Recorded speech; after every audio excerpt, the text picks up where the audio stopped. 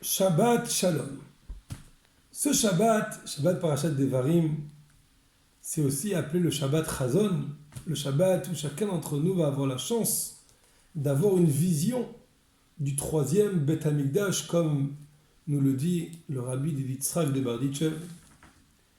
Et nous sommes le Shabbat où on va étudier le deuxième chapitre des Pirkei Avot pour la troisième fois depuis la fête de Pessah.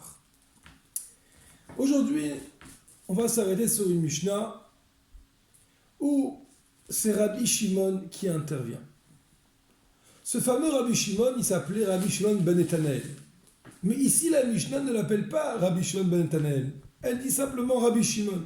Rabbi Shimon Omer. Rabbi Shimon dit. Quel enseignement nous donne Rabbi Shimon? Il nous dit Ve'al te'i racha bifnei atzmecha. Et ne sois pas racha à tes yeux. Ne te considère pas racha. D'ailleurs, entre parenthèses, c'est ramener cette Mishnah tout au début du Tanya pour montrer qu'un homme ne doit pas se considérer comme un racha à ses yeux. Si la Mishnah a choisi d'appeler ici Rabbi Shimon ben Netanael uniquement par le nom de Rabbi Shimon et non pas en citant le ben Netanael, c'est parce qu'elle veut nous faire une référence avec un autre Rabbi Shimon qu'on connaît beaucoup mieux, qui s'appelle Rabbi Shimon ben Yochai, bien sûr, où on fait la fête le jour de l'Akba Omer. Rabbi Shimon ben Yochai disait Yachol ani miftor et kol haolam kulo minadin. Je peux à moi tout seul acquitter tout le monde du jugement. On pourrait remarquer dans cette phrase, il n'a pas dit je suis capable de faire tchouva à tout le monde.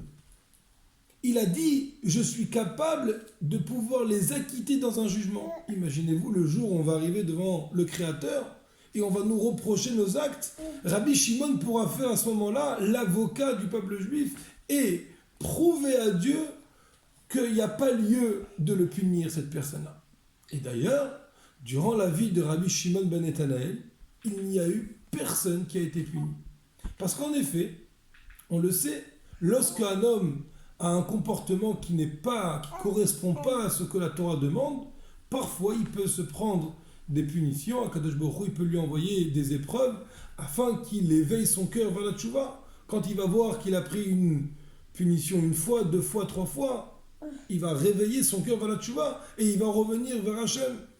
Vient Rabbi Shimon et nous dit non, moi je suis capable de pouvoir faire tchouva sans passer par la punition. Et d'ailleurs, durant toute la vie de Rabbi Shimon, il n'y a pas eu de punition. C'est ça que la Mishnah dit. Ve'al te'i racha. Ne sois pas un racha. Ne sois pas un racha parce que je suis capable de te réveiller, d'éveiller en toi des capacités extraordinaires que tu as sans passer par le système de la punition. Et donc Rabbi Shimon nous apprend que nous sommes capables de pouvoir faire tchouva sans passer par ces épreuves. Le rabbi précédent, Rabbi Yosef Yitzhak, vers la fin de sa vie, a lancé un communiqué général à tout le peuple juif. C'était un kol koré, c'était un communiqué qui disait les alter li tchouva, les alter li goula. Dès qu'on fait tchouva, il y aura tout de suite la délivrance. D'ailleurs, le Rambam lui-même le ramène dans la halakha que juste après la tchouva, tout de suite, nous sommes délivrés.